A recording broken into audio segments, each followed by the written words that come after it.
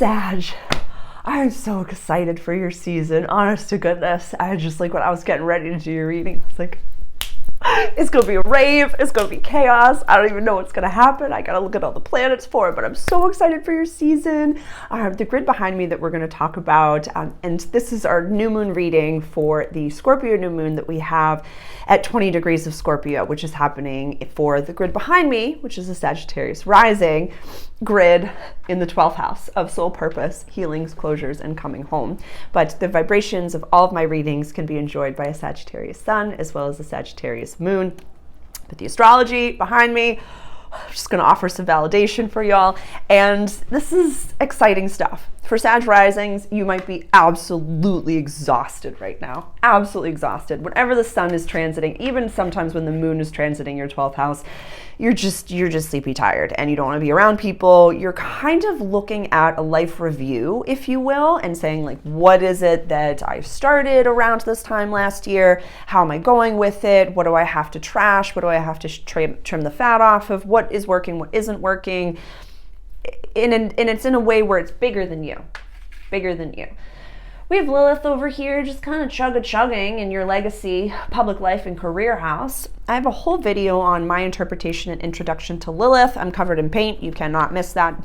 The little, what is it called? I want to say soundbite. I don't even know what the little picture that it's called. So I'm covered in paint. So definitely go check that out if you're interested. But, right now we have Pluto, heavy hitter, kind of like making you feel a little bit worried and nervous about the financial climate that's going on in the world. Saturn over here that's like, oh my God, I'm nervous about the holidays. How is it going to be when everybody gets together? It's going to be chaos, honey. It's going to be chaos. It's going to be great. But the reason that I mention all of these things is because I would love for you to utilize the energies of this new moon, this current time and space, to kind of recognize how powerful you really are, how special you really are, how famous you really are. And I use air quotes for fame because I don't want that term to be triggering if you're new to the channel. I don't know if I've ever met you before. If we haven't met, hi, I'm Sarah. I'm your friend from across time and space. I might look human, but my soul came from a different time and space to play this avatar to kind of help you make sense of a little bit of what's going on, Sag. And it's intense AF. None of this is easy. None of what I'm telling you to do is easy. But if I can go through it as a mystic and come out with this beautiful grin on my face in the midst of certain uncertainty and chaos in this ever-changing world of death and all this craziness going on, then you can too. So the title of the video, Velvet Ropes. I really would like you to look at yourself as if you are that famous, that known, that special. Think of someone, a celebrity that you idealize. That when I say that person is famous, you're like, oh, I get it. That's what that looks like. Is it a celebrity from the old paradigm that was like Hollywood and stuff? Is it a thought leader or an entrepreneur or a content creator that has really built their own business from the ground up, utilizing some of these amazing platforms like YouTube or Instagram or TikTok, whichever is best for you? Patreon.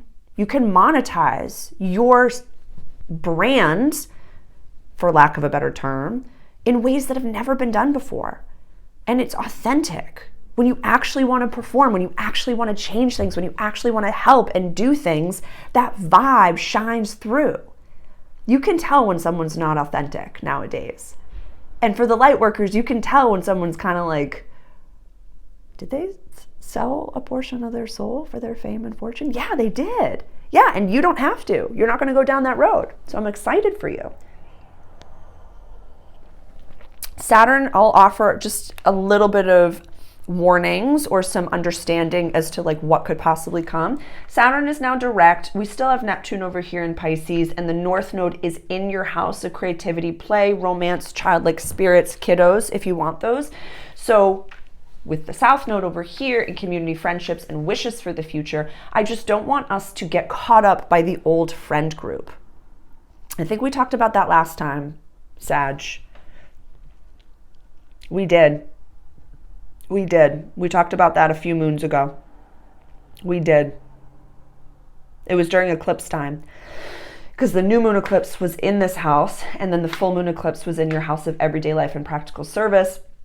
I just don't want you to get caught up. It's kind of like, especially with the holidays coming, I don't want you to, how do I say? You want to go around to the day before Thanksgiving in the town that I grew up in was always the day that you'd end up at the Nines and you'd just see the people that you went to high school with and all that jazz. And you'd be like, oh my God, look at him. He's still drinking Bud Light over in the corner over there. And oh my goodness, I wonder how his mother's doing, but I'm not going to go over and talk to him and stuff like that. So yes, go to the places. Yes, have those conversations, but picture the velvet ropes around you, or picture there's like a bodyguard behind you that's like, don't get too close to him. Don't get too close to him. So then when they invite you to location number 2, what are you going to say, Sag? You're going to say no. You're going to say no. And then we're like, oh, but where are you off to? You're going to say home. Or you don't have to respond. You can give them the look, Sag, and I know you know what the look is. Yeah, your third house of communication is run by Aquarius. It's a look for you. It's like, and they'll just, sorry, I won't. Nice to see you. Like, so just give them the look. Give them the look.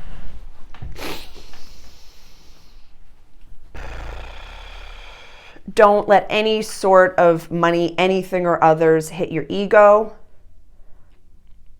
Listen to your dreams. And the full moon in a few weeks is going to be in your house of relationships, and that's when we release and let go of people. So don't go to location number 2 with people that are not meant for your greatest good. Have the 3-minute conversation. And this is something that I'm so grateful that you learn when you are a server or a bartender, waitress, waiter, whatever it is that you label yourself. When you work in service, you know the 3-minute conversation. Your entire section's on fire. Every single person is looking at you and you are talking to someone. You have a 3-minute conversation with them.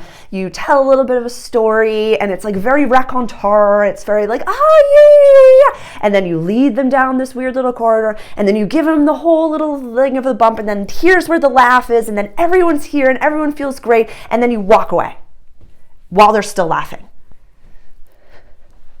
Sometimes it's called like the 25% tip laugh. Sometimes I'll hear a server on the other side of the room and they'll get this beautiful bellowing laugh and I'm like, they did it. They did it. So start to utilize that, or maybe the lens of like TED Talk style communication. My ear is ringing. So when you're out and about and when the sun goes into your sign and when it's Sag season, I'm just planting some not warning seeds because I trust you and I know that you're going to do great.